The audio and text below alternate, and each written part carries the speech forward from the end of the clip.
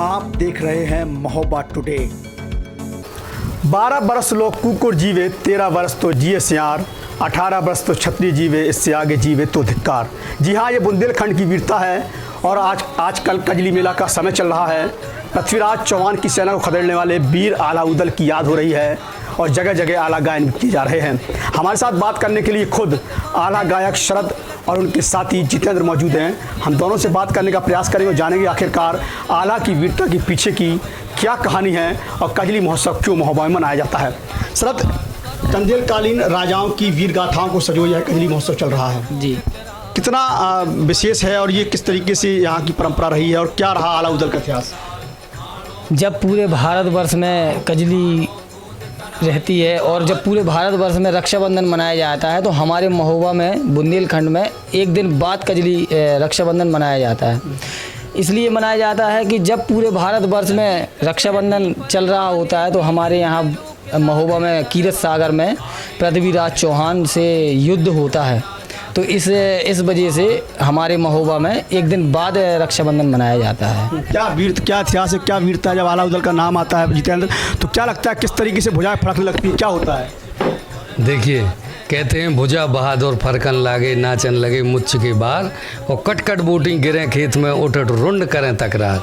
ये कहानी है 1182 की, जब सन 1182 में महाराजा परमाल का महोबा में शासनकाल था और बड़ा सुख समृद्धि महोत्सव नगर महोबा कहलाता था। लेकिन मामा माहिल की कुटिल नीति ने महोबा को बिल्कुल बर्बाद करने के लिए एक कुटिल चाल चली और पृथ्वीराज चौहान से कहा कि महोबा से पारस पथरी महारानी चंद्रावल का डोला नौला का हार और अन्न धन संपदा लूट ली जाए, क्योंकि आला उदल महोबा में नहीं थे, वो गए थे कन्नौज।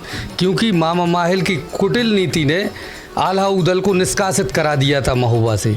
इसी बात का फ़ायदा लेने के लिए सन 1182 12वीं शताब्दी में पृथ्वीराज चौहान लाव लश्कर के साथ महोबा को घेर लेते हैं।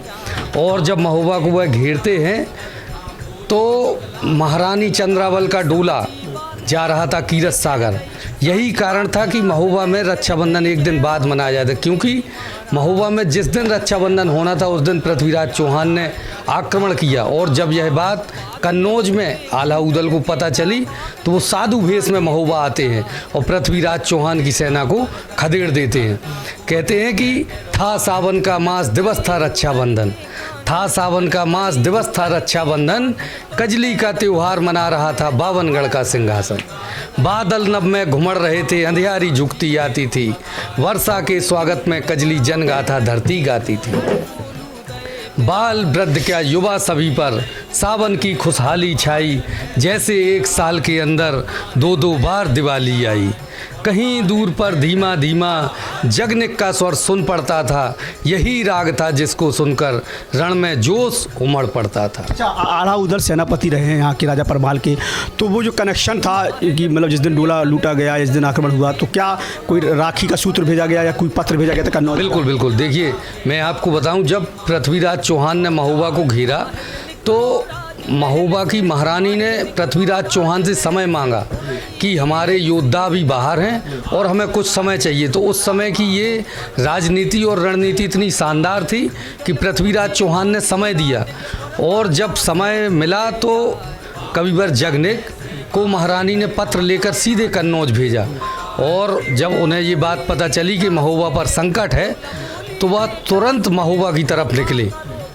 और जब उन्होंने पत्र मिला, महोबा निकले और कीरत सागर के पास करिया पटवा के मैदान में जब वो रुके और महाराजा परमाल के सुपुत्र राजकुमार ब्रह्मा और वीर अभय और रंजीत यहाँ पर मोर्चा संभाले हुए थे पृथ्वीराज चौहान की सेना का। और जब वीर अभय मारे गए तो कहते हैं कि अभय और रंजीत ऐसे महावीर थे कि वो आला उदल के बराबर ही बलिदान वीर थे।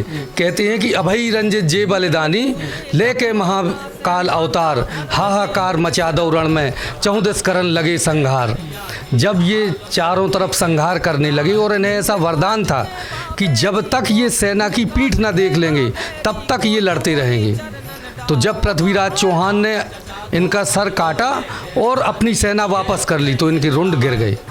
रुंड जब गिर गए तो यहाँ पे महाराजा राजकुमार ब्रह्मा सेना के साथ आए, और जैसे ही राजकुमार ब्रह्मा आए तभी आल्हा उदल उधर से सेना में प्रवेश किए, और जैसे ही वीर शिरोमणि उदल महोबा में कीरत सागर की तरफ अपने बेंदुला घोड़ा पर बैठकर आते हैं और सेना को संबोधित करते हैं।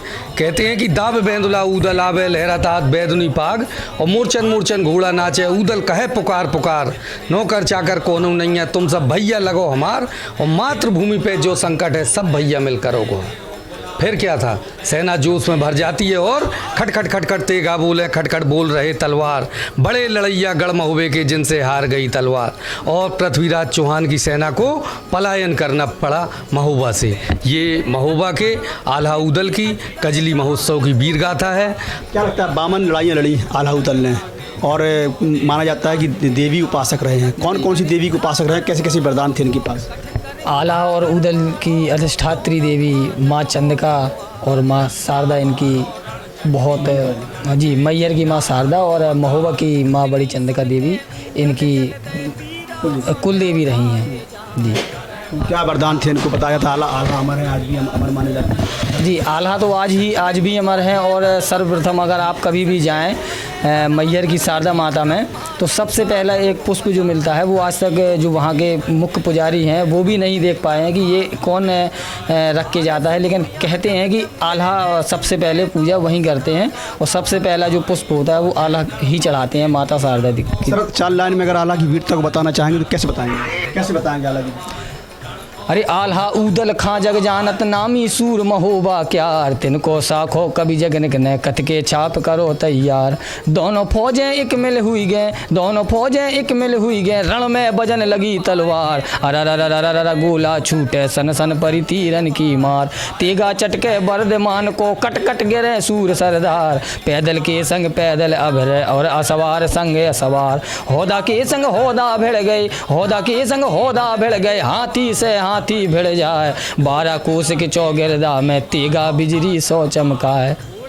बिल्कुल, ये महोबा के वो आल्हा गायक हैं जिन्होंने आल्हा की जो विधा है उसको प्रचार प्रसार करने का काम किया, और आखिरकार इनकी विधाओं को सुनकर इतना तो ज्ञात हो जाता है कि कहीं ना कहीं आल्हा सुनने से आपकी भी भुजाएं भी फड़क रही होंगी। मंगवा दे तो ना बहे रक्त की धार, अब ही लौट जाए महोबे खां और ना रहे हाथ तलवार, इतनी सुन के अनुपी गर्जो सेना खां दो हुक्म कराए, गढ़मारों में हनो महुबिया बच के को जान ना पाए, बच के को जान ना पाए।